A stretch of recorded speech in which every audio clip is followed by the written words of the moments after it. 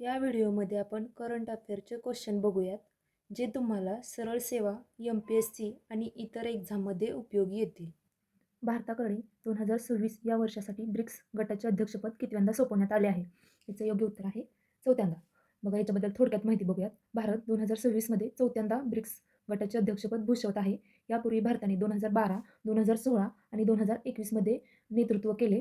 2026ची ही 18वी महत्त्वाची ब्रिक्स शिखर परिषद आहे. भारताने हे पद 1 जानेवारीला ब्राझील देशाकडून स्वीकारले आहे. लवचिकता, नाविन्य आणि शाश्वतता ही या वर्षाची मुख्य सूत्रे आहेत. 2026च्या ब्रिक्स अध्यक्षपदासाठी भारताने कोणते अधिकृत घोषवाक्य निर्धारित केले आहे? बघा, ह्याचं योग्य उत्तर आहे building for रिझिलियन्स, innovation, cooperation and sustainability. भारतातील पहिले ग्लास म्युझियम उत्तर प्रदेशातील कोणत्या जिल्ह्यात उभारले जात आहे? बघा, याचं योग्य उत्तर आहे फिरोजाबाद. बघा, फिरोजाबादमध्ये भारतातील पहिले ग्लास म्युझियम उभारले जात आहे. एकम ही स्वायत्त संस्था कोणत्या राज्य सरकारने AI क्षेत्रातील नवकल्पनांना चालना देण्यासाठी स्थापन केली आहे? बघा, याचं योग्य उत्तर आहे तेलंगणा. तेलंगणा सरकारने AI क्षेत्रातील नवकल्पनांसाठी एकम ही संस्था स्थापली. दाओसमध्ये जागतिक आर्थिक परिषदेत मुख्यमंत्र्यांनी या संस्थेचे अनावरण केले. तेलंगणाला जगातील सर्वोच्च AI हब बनवणे हे मुख्य उद्दिष्ट आहे. ही संस्था AI स्टार्टअप्सना गती देऊन कुशल मनुष्यबळ तयार करेल. सरकारी विश्वासार्हता आणि स्टार्टअपची गती यांचा यात मेळ घातला आहे. 2026चा प्रतिष्ठित चांग क्रँडल ह्युमॅनिटेरियन अवॉर्ड कोणाला प्रदान करण्यात आला? बघा, याचं योग्य उत्तर आहे डॉक्टर हरिप्रिया अरविंद आणि डॉक्टर आर व्यंकटेश. 2024चा चांग क्रँडल ह्युमॅनिटेरियन पुरस्कार डॉक्टर हरिप्रिया अरविंद आणि डॉक्टर आर व्यंकटेश या दोघांना प्रदान झाला. हे दोन्ही डॉक्टर्स पुदुच्चेरीच्या अरविंद आय केअर सिस्टीममध्ये कार्यरत आहेत. नेत्रसेवेतील उल्लेखनीय आणि परवडणाऱ्या कार्यांसाठी त्यांना हा गौरव मिळाला. पुरस्काराचे स्वरूप $1,00,000 इतकी मोठी असूनही त्यांनी बघा ते दान केलेलं आहे. भारतीय हवाई दलाने फेब्रुवारी 2026मध्ये कोणत्या देशाच्या रॉयल एअर फोर्ससोबत इन सिटू संयुक्त हवाई सराव आयोजित केला? बघा, याचं योग्य उत्तर आहे थायलंड. भारतीय हवाई दलाने फेब्रुवारी 2026मध्ये संयुक्त सराव केला. हा सराव थायलंडच्या रॉयल एअर फोर्ससोबत यशस्वीपणे पार पडला. इन सिटू या नावाचा हा विशेष हवाई सराव आयोजित होता. हिंदी महासागर क्षेत्रात उभय देशांच्या हवाई दलांनी सराव केला. संरक्षण भागीदारी आणि परस्पर समन्वय वाढवणे हा मुख्य उद्देश होता. 4 स्टार्स ऑफ डेस्टिनी हे आत्मचरित्र खालीलपैकी कोणत्या लष्करी अधिकाऱ्याचे आहे? याचं योग्य उत्तर आहे जनरल मनोज मुकुंद नरवणे. बघा, ह्याच्याबद्दल थोडक्यात माहिती बघूया. 4 stars of destiny general Manoj Mukund Naravane यांचे आत्मचरित्र आहे. जनरल मनोज नरवणे भारताचे 28वे लष्कर प्रमुख म्हणून कार्यरत होते. या पुस्तकात त्यांनी बालपणापासून लष्कर प्रमुख पदापर्यंतचा संपूर्ण जीवनप्रवास मांडला आहे. 2020मधील भारत-चीन लडाख संघर्षातील अनुभवांचा यात समावेश आहे. पेंग्विन रँडम हाऊस इंडिया हे या प्रसिद्ध पुस्तकाचे प्रकाशक आहेत. सध्या हे पुस्तक संरक्षण मंत्रालयाच्या पुनरावलोकनासाठी आणि परवानगीसाठी प्रलंबित आहे. फेब्रुवारी 2026मध्ये गुजरात सरकारने गिफ्ट सिटीच्या अध्यक्षपदी कोणाची नियुक्ती केली आहे? बघा, याचं योग्य उत्तर आहे उदय कोटक. ह्याच्याबद्दल थोडक्यात माहिती बघूया. बघा, फेब्रुवारी 2026मध्ये उदय कोटक यांची गिफ्ट सिटी अध्यक्षपदी निवड झाली. त्यांनी माजी सनदी अधिकारी हसमुख अधिया यांच्याकडून पदभार स्वीकारला. कोटक हे कोटक महिंद्रा बँकेचे संस्थापक आणि ज्येष्ठ बँकर आहेत. गुजरात सरकारने 13 फेब्रुवारी 2026 रोजी त्यांची अधिकृत नियुक्ती केली. जागतिक आर्थिक केंद्र म्हणून गिफ्ट सिटी विकसित करणे हे मुख्य ध्येय आहे. गिफ्ट सिटीमध्ये या शब्दाचा विस्तारित अर्थ काय आहे? बघा, याचं योग्य उत्तर आहे Gujarat international finance tech city. आंतरराष्ट्रीय वित्तीय सेवा केंद्र प्रामुख्याने कोणत्या क्षेत्रात सेवा प्रदान करते? बघा, याचं योग्य उत्तर आहे बँकिंग, विमा आणि भांडवल बाजार. याच्याबद्दल थोडक्यात माहिती बघूया. बघा, आपण IFSC प्रामुख्याने बँकिंग, विमा आणि भांडवल बाजार क्षेत्रात कार्यरत असते. हे केंद्र जागतिक स्तरावरील ग्राहकांना अत्याधुनिक वित्तीय सेवा पुरवते. बँकिंग सेवांतर्गत ऑफशोअर बँकिंग आणि व्यापार वित्त पुरवठा केला जातो. विमा क्षेत्रात विमा आणि पुनर्विमा सेवांचा मुख्य समावेश होतो. भांडवल बाजारात शेअर्स, बॉन्ड्स आणि डेरिव्हेटिव्ह ट्रेडिंग चालते. मालमत्ता व्यवस्थापन आणि फिनटेक सेवा देखील येथे उपलब्ध आहेत. विमान आणि जहाज भाडेतत्त्व देण्याच्या सेवाही पुरवल्या जातात. भारतामधील पहिले केंद्र गुजरात येथील गिफ्ट सिटीमध्ये आहे. कर्मयोगा फॉर एम्पॉवर्ड भारत मोहिमेचे उद्घाटन कोणाद्वारे करण्यात आले? याचे योग्य उत्तर आहे राष्ट्रपती द्रौपदी मुर्मू. फेब्रुवारी 2026मध्ये नाटोने आर्क्टिक क्षेत्रातील सुरक्षा मजबूत करण्यासाठी कोणती नवीन लष्करी समन्वय मोहीम सुरू केली आहे? याचं योग्य उत्तर आहे आर्क्टिक सेंट्री. याच्याबद्दल थोडक्यात माहिती बघूया आपण. फेब्रुवारी 2026मध्ये नाटोने आर्क्टिक सेंट्री मोहीम सुरू केली आहे. आर्क्टिक क्षेत्रातील सुरक्षा मजबूत करणे हा या मोहिमेचा उद्देश आहे. अमेरिकेतील जॉईंट फोर्स कमांड नॉर्फोक या मोहिमेचे नेतृत्व करत आहे. रशिया आणि चीनच्या वाढत्या आव्हानांना रोखण्यासाठी हे पाऊल उचलले आले आहे. मित्र राष्ट्राच्या लष्करी सरावांमध्ये समन्वय साधण्याचे काम ही मोहीम करेल. गिफ्ट सिटीचे नियमन खालीलपैकी कोणत्या प्राधिकरणाद्वारे केले जाते? याचे योग्य उत्तर आहे IFSCA म्हणजे बघा आंतरराष्ट्रीय वित्तीय सेवा केंद्र प्राधिकरण. भारत सरकारचा इंडिया AI मिशन हा उपक्रम कोणत्या मंत्रालयाअंतर्गत राबवला जात आहे? याचे योग्य उत्तर आहे इलेक्ट्रॉनिक्स आणि माहिती तंत्रज्ञान मंत्रालय. इंडिया AI मिशनसाठी केंद्र सरकारने किती कोटी रुपयांचे बजेट मंजूर केले आहे? बघा याचे योग्य उत्तर आहे 10,372 कोटी रुपये. Federation of Indian petroleum industry तर्फे 2025चा oil and gas production company of the year पुरस्कार कोणाला मिळाला? तर याचे योग्य उत्तर आहे oil India limited. Federation of Indian petroleum इंडस्ट्रीचे मुख्य कार्य काय आहे? बघा काय आहे कार्य त्यांचे? सरकार आणि पेट्रोलियम कंपन्यांमधील दुवा म्हणून काम करणे. आंतरराष्ट्रीय लष्करी साहसी चॅलेंज कपचे यजमानपद कोणाकडे आहे? बघा याचे योग्य उत्तर आहे भारतीय सैन्य. भारतीय सैन्य 2026 सालच्या IMAC कपचे यजमानपद भूषवणार आहे. हा साहसी लष्करी कप हिमालयीन पर्वतरांगाच्या पायथ्याशी पार पडणार आहे. या जागतिक स्पर्धेत भारत आणि इतर मित्र राष्ट्रीय सहभागी होतील. स्पर्धेत सैनिकांची शारीरिक क्षमता आणि मानसिक कणखरपणा तपासला जाईल. भारतीय सैन्याची शौर्यगाथा आणि नेतृत्व गुण जगासमोर मांडण्याची ही संधी आहे. लष्करी साहसी चॅलेंज कप 2026 मध्ये सहभागी होणाऱ्या देशांच्या गटात खालीलपैकी कोणता देश नाही?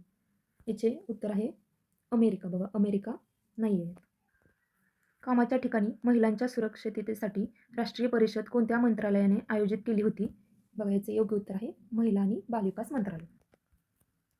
ब्रह्माकुमारी या आध्यात्मिक संस्थेचे मुख्यालय कुठे आहे? बघा याचे योग्य उत्तर आहे माउंट आबू, राजस्थान. याच्याबद्दल थोडक्यात माहिती बघूयात. ब्रह्माकुमारी या प्रसिद्ध आध्यात्मिक संस्थेचे मुख्यालय राजस्थानमधील माउंट आबू येथे आहे. लेखराज कृपालिनी यांनी 1937 मध्ये या मोठ्या जागतिक संस्थेची स्थापना केली. या संस्थेच्या मुख्यालयाच्या विशाल परिसरात प्रेमाने मधुबन असे नाव दिले आहे. ही संपूर्ण जगातील महिलांच्या नेतृत्वाखाली चालणारी सर्वात मोठी आध्यात्मिक संस्था आहे. माउंट आबू येथील शांतिवन आणि पांडव भवन ही मुख्य आकर्षणे आहेत. ब्रह्मपुत्रा नदीवर उभारण्यात आलेल्या कुमार भास्कर वर्मा सेतूचे उद्घाटन कोठे करण्यात आले? याचे योग्य उत्तर आहे आसाम. याच्याबद्दल थोडक्यात माहिती बघूया. ब्रह्मपुत्रा नदीवर कुमार भास्कर वर्मा सेतूचे भव्य उद्घाटन झाले. हा 6 पदरी पूल आसाममधील गुवाहाटी शहरात उभारला आहे. पंतप्रधान मोदींच्या हस्ते 14 फेब्रुवारी 2026 रोजी लोकार्पण झाले. पुलामुळे गुवाहाटी ते उत्तर गुवाहाटी प्रवास अधिक सुलभ होईल. या पुलाला कामरूप साम्राज्याच्या महान राजाचे नाव दिले आहे. आमदारांसाठी AI आधारित डिजिटल हजेरी प्रणाली लागू करणारे पहिले विधानसभा राज्य कोणते? बघा याचे योग्य उत्तर आहे आंध्र प्रदेश. आंध्र प्रदेश विधानसभा AI हजेरी प्रणाली वापरणारे पहिले राज्य ठरले. ही प्रणाली 11 फेब्रुवारी 2026 रोजी अर्थसंकल्पीय अधिवेशनात सुरू झाली. AI तंत्रज्ञानाद्वारे आमदारांची हजेरी स्वयंचलितपणे आणि अचूकपणे नोंदवली जाते. सभागृहात 9 अत्याधुनिक AI कॅमेरे आमदारांचे चेहरे त्वरित ओळखतात. आमदार स्वतःच्या जागेवर बसल्यावरच त्यांची हजेरी डिजिटल पद्धतीने लागेल. यामुळे कामकाजात पारदर्शकता येईल आणि बोगस हजेरीला पूर्ण आळा बसेल. इंटरनॅशनल फायनान्शियल सर्व्हिसेस सेंटर्स ऑथॉरिटीचे मुख्यालय कोठे आहे? बघा याचे योग्य उत्तर आहे गांधीनगर. याच्याबद्दल थोडक्यात माहिती बघू. IFSCA चे मुख्य कार्यालय गुजरातमधील गांधीनगर शहरात आहे. याची अधिकृत स्थापना 27 एप्रिल 2020 या दिवशी करण्यात आली. हे प्राधिकरण भारतातील वित्तीय सेवांचे नियंत्रण व नियमन करते. गिफ्ट सिटी हे भारतातील पहिले आंतरराष्ट्रीय वित्तीय सेवा केंद्र आहे. हे प्राधिकरण आर्थिक उत्पादने आणि संस्थांच्या विकासासाठी काम करते. ईशान्य भारतातील पहिल्या एमर्जन्सी लँडिंग सुविधेचे उद्घाटन कुठे झाले? याचे योग्य उत्तर आहे आसाम. आसाममधील दिब्रुगड येथे ईशान्येतील पहिल्या एमर्जन्सी लँडिंग सुविधेचे उद्घाटन झाले. पंतप्रधान नरेंद्र मोदींच्या हस्ते दिब्रुगडमधील मोरन बायपासवर याचे लोकार्पण झाले. राष्ट्रीय महामार्ग 37 व 4.2 किलोमीटर लांबीची धावपट्टी आहे. 100 कोटी खर्चून बांधलेली ही सुविधा भारतीय हवाई दलांसाठी उपयुक्त आहे. युद्धकाळात आणि नैसर्गिक आपत्तीत विमानांच्या आपत्कालीन लँडिंगसाठी महत्त्वाची ठरेल. भारतातील दुसरे ट्यूलिप गार्डन अलीकडेच कोणत्या राज्यात स्थापित करण्यात आले आहे? याचे उत्तर आहे बघा हिमाचल प्रदेश राज्यात पालमपूर या ठिकाणी स्थापित करण्यात आले आहे. ओझोन थराच्या संरक्षणासाठी आंतरराष्ट्रीय ओझोन दिन कधी साजरा केला जातो? याचे योग्य उत्तर आहे बघा 16 सप्टेंबर. याच्याबद्दल थोडक्यात माहिती बघूया. ओझोन थराच्या संरक्षणासाठी 16 सप्टेंबर रोजी आंतरराष्ट्रीय ओझोन दिन साजरा होतो. 1987 मध्ये याच दिवशी ऐतिहासिक अशा मॉन्ट्रियल प्रोटोकॉलवर स्वाक्षरी झाली. ओझोन थर सूर्याच्या घातक अतिनील किरणांपासून पृथ्वीवरील सर्व सजीवांचे संरक्षण करतो. 1994 मध्ये संयुक्त राष्ट्र महासभेने हा दिवस अधिकृतपणे साजरा करण्यास सुरुवात केली. ओझोन थराचे महत्त्व पटवून देणे आणि जनजागृती करणे हा मुख्य उद्देश आहे. भारतीय लष्कर पहिल्यांदाच आंतरराष्ट्रीय लष्कर साहस चॅलेंज कप 2026 कोठे आयोजित करणार आहे? बघा, याचे योग्य उत्तर आहे अरुणाचल प्रदेश. जागतिक स्तरावर संशोधन आणि विकास क्षेत्रावर सर्वाधिक खर्च करणारा देश कोणता? तर याचे योग्य उत्तर आहे बघा, चीन सर्वाधिक खर्च करणारा देश आहे. याच्याबद्दल थोडक्यात माहिती बघू. चीन संशोधन आणि विकास क्षेत्रावर जगात सर्वाधिक खर्च करणारा देश आहे. 2024 मध्ये चीनने या क्षेत्रावर $785.9 अब्ज खर्च केले आहेत. अमेरिका या यादीत दुसऱ्या तर जपान तिसऱ्या स्थानावर आहे. भारत जगात 7व्या क्रमांकाचा सर्वाधिक खर्च करणारा देश आहे. बघा, भारत 7व्या क्रमांकावर आहे आणि भारताचा वार्षिक खर्च 2024 मध्ये $75.7 अब्ज इतका आहे. भारताने अलीकडेच कोणत्या देशासोबत हायड्रोजन फेलोशिप प्रोग्राम सुरू केला आहे? याचे योग्य उत्तर आहे नेदरलँड्स. याच्याबद्दल थोडक्यात माहिती बघू. भारत आणि नेदरलँड्सने संयुक्त हायड्रोजन फेलोशिप उपक्रम सुरू केला आहे. हरित हायड्रोजन क्षेत्रात संशोधन आणि प्रतिभा निर्माण करणे हा उद्देश विज्ञान आणि तंत्रज्ञान विभाग या उपक्रमाची महत्त्वाची अंमलबजावणी करत आहे. यामध्ये ग्रोनिंगन विद्यापीठ आणि 19 भारतीय IITचा समावेश झाला आहे. भारतीय डॉक्टरेट, पोस्ट डॉक्टरेट आणि प्राध्यापक संशोधकांसाठी ही योजना आहे. अलीकडेच बार्बाडोसच्या पंतप्रधानपदी कोणाची नियुक्ती करण्यात आली आहे? याचे योग्य उत्तर आहे मिया अमोर मॉटले. यांच्याबद्दल थोडक्यात माहिती बघूया. मिया अमोर मॉटले यांची बार्बाडोसच्या पंतप्रधानपदी पुन्हा निवड झाली आहे. त्यांच्या पक्षाने निवडणुकीत सर्व 30 जागा जिंकून मोठा विजय मिळवला. त्या बार्बाडोसच्या देशाच्या पहिल्या महिला पंतप्रधान म्हणून कार्यरत आहेत. पंतप्रधान नरेंद्र मोदींनी त्यांच्या या ऐतिहासिक विजयाबद्दल त्यांना अभिनंदन केले.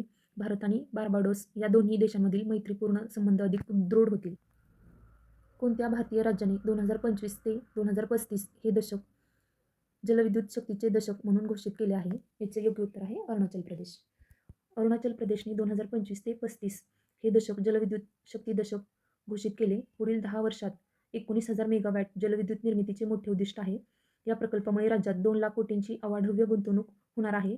राज्याला मोफत वीज विक्रीतून मोठा वार्षिक महसूल प्राप्त होणार आहे. भारताचे पॉवर हाऊस बनण्यासाठी राज्याची जलविद्युत क्षमता पूर्णपणे वापरली जाईल. हिमाचल प्रदेश राज्याचा अलीकडेच नोंदवलेला साक्षरता दर किती आहे? याचे योग्य उत्तर आहे 99.3%. हिमाचल प्रदेशचा अलीकडे नोंदवलेला साक्षरता दर 99.3% इतका आहे. 99.3% साक्षरतेसह हिमाचल प्रदेश पूर्ण साक्षर राज्य म्हणून घोषित झाले. मिझोरम, त्रिपुरा, गोव्यानंतर हिमाचल प्रदेश पूर्ण साक्षर होणारे 4थे राज्य ठरले. मुख्यमंत्री सुखविंदर सिंग सुक्खू यांनी राज्याला पूर्ण साक्षर म्हणून घोषित केले. उल्हास साक्षरता कार्यक्रमांतर्गत हिमाचल प्रदेशने हे ऐतिहासिक शैक्षणिक यश मिळवले. आंतरराष्ट्रीय बालपण कर्करोग दिन दरवर्षी कोणत्या तारखेला पाळला जातो? याचे योग्य उत्तर आहे 15 फेब्रुवारी. बघा, दरवर्षी 15 फेब्रुवारीला आंतरराष्ट्रीय बालपण कर्करोग दिन पाळला जातो. बालपणीच्या कर्करोगाबाबत जनजागृती करणे हा या दिवसाचा मुख्य हेतू आहे. चाइल्डहुड कॅन्सर इंटरनॅशनलने 2002 मध्ये या दिवसाची सुरुवात केली. आजारी मुले आणि त्यांच्या कुटुंबियांना धीर देणे अत्यंत गरजेचे आहे. वेळेवर निदान आणि योग्य उपचारांमुळे मुलांचे प्राण वाचू शकतात. 16 वर्षाखालील मुलांसाठी सोशल मीडियावर निर्बंध लावणारा पहिला युरोपियन देश कोणता ठरला आहे? याचे योग्य उत्तर आहे स्पेन. बघा, 16 वर्षाखालील मुलांसाठी सोशल मीडियावर बंदी लावणारा स्पेन पहिला युरोपियन देश. पंतप्रधान पेड्रो सांचेज यांनी फेब्रुवारी 2026 मध्ये ही महत्त्वपूर्ण घोषणा केली. ऑस्ट्रेलियानंतर असा कडक निर्णय घेणारा स्पेन हा जगातील दुसरा देश. सोशल मीडिया कंपन्यांना आता वापरकर्त्यांच्या वयाची सक्तीने पडताळणी करावी लागेल. इंडिया AI इम्पॅक्ट एक्स्पो 2026चे उद्घाटन पंतप्रधान नरेंद्र मोदी यांनी कोठे केले? याचे योग्य उत्तर आहे नवी दिल्ली. बघा, पंतप्रधान नरेंद्र मोदींनी इंडिया AI इम्पॅक्ट एक्स्पोचे उद्घाटन केले. हा कार्यक्रम नवी दिल्ली येथील भारत मंडपम येथे झाला. याचे उद्घाटन 16 फेब्रुवारी 2026 रोजी संध्याकाळी 5 वाजता झाले. AI क्षेत्रातील धोरण आणि नवकल्पनांचे हे एक मोठे प्रदर्शन आहे. या प्रदर्शनात 100 पेक्षा जास्त देशांनी आपला सहभाग नोंदवला आहे. भारताची पहिली dual fuel diesel electric multiple unit train कोठे सुरू करण्यात आली? याचे योग्य उत्तर आहे अहमदाबाद. बघा, भारतातील पहिली ड्युअल फ्युअल ट्रेन गुजरातमधील अहमदाबाद येथे सुरू झाली. ही ट्रेन डिझेल आणि लिक्विफाईड नॅचरल गॅसवर कार्यक्षमतेने चालते. या नवीन तंत्रज्ञानामुळे डिझेलच्या वापरात साधारणतः 40% बचत होते. यामुळे हानिकारक वायूंचे उत्सर्जन कमी होऊन हवेची गुणवत्ता सुधारते. रेल्वेच्या इंधन खर्चामध्ये दरवर्षी लाखो रुपयांची मोठी बचत होईल. कोणत्या देशाने अलीकडेच व्हॉट्सअप या मेसेजिंग ॲपवर बंदी घातली आहे? ऑप्शन बघा, चीन, उत्तर कोरिया, रशिया, इराण. याचे योग्य उत्तर कमेंट बॉक्समध्ये तुम्ही सांगा.